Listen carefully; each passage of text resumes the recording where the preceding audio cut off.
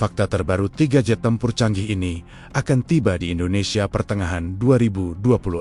Dunia pertahanan Indonesia sedang memasuki babak baru yang penuh dinamika dan harapan. Di tengah situasi geopolitik kawasan yang semakin kompleks, kabar mengenai kedatangan 3 jet tempur canggih ke tanah air pada pertengahan tahun 2026 menjadi sorotan publik. Isu ini bukan sekadar rumor biasa, melainkan bagian dari rencana besar modernisasi alutsista yang selama beberapa tahun terakhir terus digenjot oleh pemerintah bersama TNI Angkatan Udara. 3 nama yang paling sering disebut dalam pembahasan ini adalah Dassault Rafale, F-15E X Eagle II, dan KF-21 Boramae. Ketiganya dikenal sebagai jet tempur generasi terbaru dengan teknologi mutakhir, kemampuan tempur jarak jauh, sistem avionik canggih, serta integrasi persenjataan modern. Lalu, benarkah ketiga jet ini akan benar-benar tiba di Indonesia pada pertengahan 2026? Apa saja fakta terbarunya, dan bagaimana dampaknya terhadap kekuatan udara Indonesia di kawasan Asia Tenggara? Mari kita bahas secara mendalam dan menyeluruh. Bayangkan, langit Indonesia dipenuhi deru mesin jet tempur paling canggih di dunia. Teknologi siluman radar, super modern dan rudal jarak jauh siap menjaga kedaulatan negeri. Benarkah pada pertengahan 2026 nanti, 3 jet tempur canggih ini benar-benar akan mendarat di pangkalan TNI Angkatan Udara? Apa saja keunggulannya dan bagaimana dampaknya bagi kekuatan militer Indonesia di tengah memanasnya situasi kawasan? Jangan kemana-mana, karena di video ini kita akan mengupas fakta terbarunya secara lengkap dan mendalam. 1. Dassault Rafale jet tempur buatan Prancis ini menjadi sorotan utama setelah Indonesia menandatangani kontrak pembelian. Dalam jumlah besar beberapa tahun terakhir, Rafale dikenal sebagai jet tempur multirole yang mampu menjalankan berbagai misi sekaligus, mulai dari superioritas udara, serangan darat, pengintaian, hingga penangkalan nuklir bagi negara pemiliknya. Keunggulan utama Rafale terletak pada radar AESA canggih yang mampu mendeteksi target dari jarak sangat jauh dengan akurasi tinggi. Sistem peperangan elektroniknya juga termasuk yang paling modern di dunia, memungkinkan pesawat ini bertahan dari ancaman radar dan rudal lawan. Dalam beberapa laporan pertahanan, pengiriman tahap awal Rafale ke Indonesia memang dijadwalkan bertahap hingga pertengahan dekade ini. Banyak analis meyakini bahwa gelombang awal pengiriman akan semakin intens mendekati tahun 2026.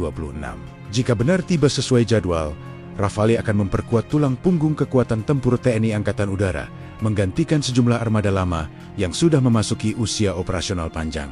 2 F-15X Eagle II jet tempur asal Amerika Serikat ini disebut sebagai salah satu varian paling canggih dari keluarga F-15. F-15X membawa peningkatan signifikan dibanding generasi sebelumnya, terutama dalam hal sistem misi digital, kapasitas angkut persenjataan, serta daya jelajah. F-15X dikenal mampu membawa muatan senjata dalam jumlah sangat besar, bahkan lebih banyak dibanding banyak jet tempur generasi kelima. Dengan mesin bertenaga tinggi dan struktur yang diperkuat, pesawat ini dirancang untuk misi dominasi udara jarak jauh. Indonesia dikabarkan telah menyepakati pembelian F-15X sebagai bagian dari diversifikasi sumber alutsista. Jika proses produksi dan pengiriman berjalan lancar, beberapa unit pertama berpotensi tiba sekitar pertengahan 2026 hingga sesudahnya. Kehadiran F-15X akan memberikan efek gentar yang signifikan di kawasan. Kombinasi jangkauan jauh dan kemampuan membawa rudal jarak jauh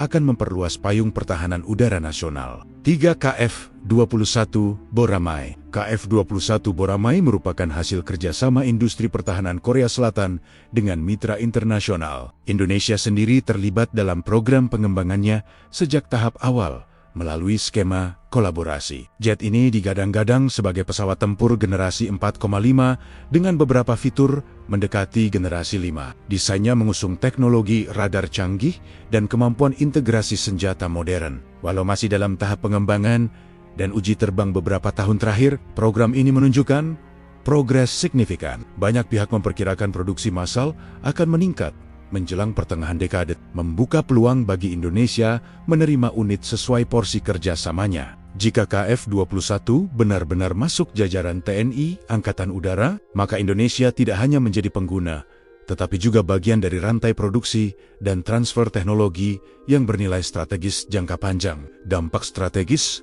Bagi Indonesia kedatangan 3 jet tempur canggih ini akan mengubah peta kekuatan udara Indonesia secara signifikan. Pertama, dari sisi deterrence atau daya tangkal, Indonesia akan memiliki kombinasi platform Barat dan Asia yang sangat modern.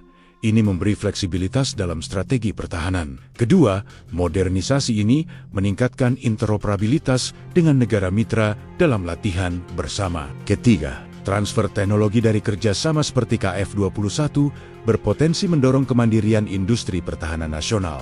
Namun, tentu saja, tantangan juga ada. Integrasi sistem berbeda dari 3 negara memerlukan kesiapan logistik, pelatihan pilot, serta perawatan yang tidak sederhana. Anggaran operasional juga akan meningkat seiring kompleksitas teknologi. Benarkah tiba pertengahan 2026 berdasarkan berbagai pernyataan resmi dan jadwal pengiriman yang beredar di ranah publik? Memang ada indikasi kuat bahwa fase awal kedatangan beberapa unit dari kontrak yang telah disepakati akan mulai terrealisasi sekitar periode tersebut. Namun dalam dunia industri pertahanan, jadwal bisa berubah karena faktor produksi, kebijakan politik, hingga dinamika global. Karena itu, publik perlu mencermati perkembangan resmi dari pemerintah dan TNI Angkatan Udara. Yang jelas, arah kebijakan modernisasi sudah terlihat tegas. Indonesia ingin memastikan langit Nusantara tetap aman dan berdaulat di tengah persaingan kekuatan kawasan. Jika Rafale, F-15X, dan KF-21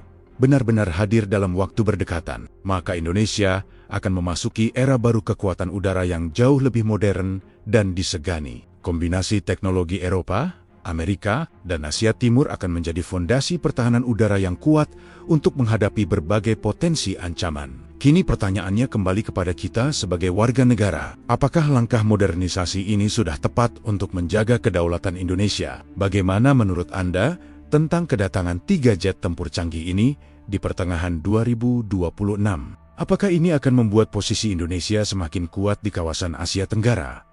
Tulis pendapat Anda di kolom komentar. Dan jangan lupa, dukung terus channel ini dengan cara subscribe ke channel Radio Jampang agar tidak ketinggalan informasi terbaru seputar pertahanan, geopolitik, dan isu strategis lainnya.